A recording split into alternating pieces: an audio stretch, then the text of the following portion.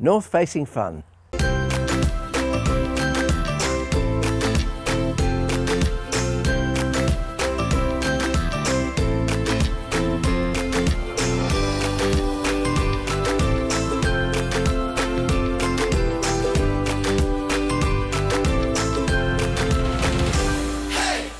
Hello, I'm Alan Gray. Welcome to Get Gardening.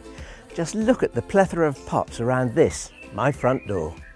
Over the past week, Ian and I have been having fun. We've been dragging plants out of the greenhouse that are too tender to live outside all the year round, but some of them are not, and we mix and match them here to make a display around our front door. Now, it's north-facing but without any direct overhead shade, but it doesn't get any sun until late on in the day.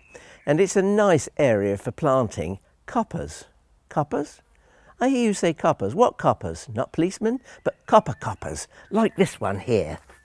This is a copper, an old-fashioned copper that was built into a washroom for washing clothes in on what was wash day, traditionally Monday.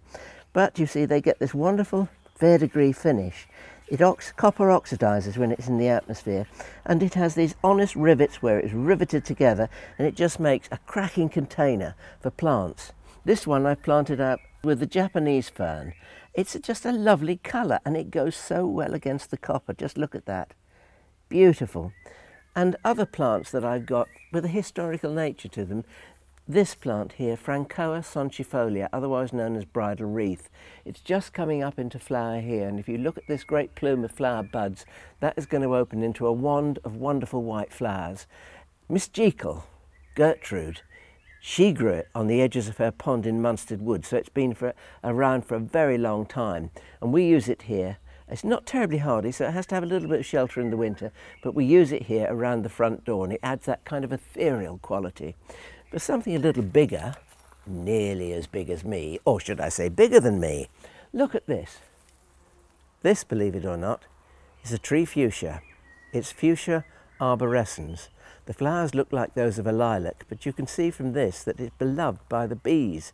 They're absolutely buzzing around it, stealing its nectar, and it doesn't mind a little bit, because what the bees do, they pollinate the flowers, and then we get the seeds. Can you see the seeds here? And those swell up into almost grape-sized berries. You can eat them. They're quite pleasant. Nothing to write home about, but they have this wonderful bloomy purple quality, and they look absolutely stunning. And then I've got a bit of a twist. It's a surprise, but it's not a good surprise. But it is a good surprise. Come and look. Just look at this.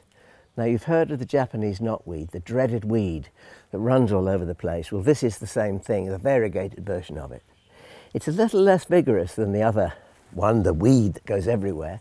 But don't worry, because this one is contained within a pot, and I shall never let it out of the pot, so it won't go walkabout.